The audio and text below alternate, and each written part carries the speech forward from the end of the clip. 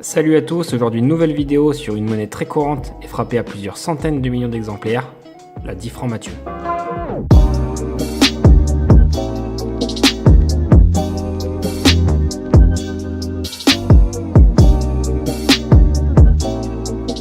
Cette monnaie a été mise en circulation le 23 septembre 1974 et elle a été frappée jusqu'en 1987. Il s'agit d'une monnaie pensée par Georges Mathieu, donc c'est un artiste peintre français du XXe siècle. Il a peint notamment ce genre de tableau.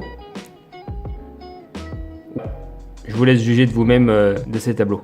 La 10 francs Mathieu fut produite en cupronickel et aluminium afin de remplacer les monnaies de 10 francs Hercule en argent.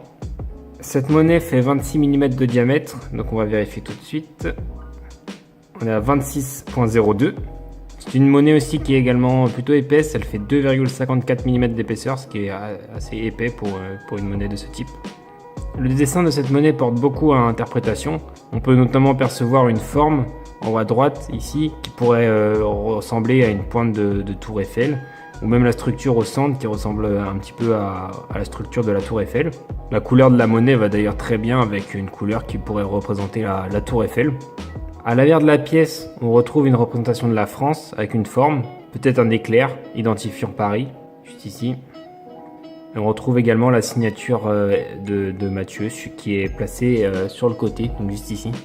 Elle est en toute petite mais elle est placée sur le côté. On retrouve deux tranches différentes sur cette monnaie. Donc une tranche dite A qui correspond à l'écriture liberté, égalité, fraternité à l'endroit lorsque l'avers de la pièce est placé vers le haut, donc comme ceci.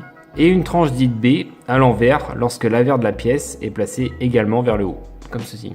Au fil des années, la 10 francs Mathieu fut sujette à de nombreuses contrefaçons, avec pour parfois une qualité de fabrication très belle. Je vous mets ici quelques exemples de monnaies faussées. Donc pour la première, on retrouve sur celle-ci un alliage cuivré avec une frappe décalée et faible. Voici également un autre exemple de frappe décalée. On peut notamment noter la différence de couleur du métal avec la première. Et pour finir, encore un alliage cuivré avec cette fois-ci un bon centrage de la frappe, mais une frappe qui est plutôt faible. Les sources pour retrouver les photos de ces monnaies sont bien évidemment dans la description. Donc pour la petite histoire, à la suite de tous ces faux exemplaires de cette monnaie, la démonétisation de cette monnaie a été record. Un arrêté du 9 septembre 1991 annonce que cette monnaie perdait son cours légal le 31 octobre, soit un peu moins de 2 mois après. Résultat, 190 millions de pièces ne seraient pas revenues, ce qui aurait rapporté un gain net de 1,9 milliard de francs.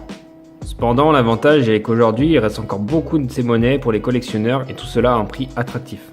Je vous laisse dans la description le lien de l'article qui parle de la démonétisation de cette pièce. Voilà, j'espère que vous avez appris des choses sur la 10 francs Mathieu. Et puis je vous dis à bientôt pour une nouvelle vidéo. Salut!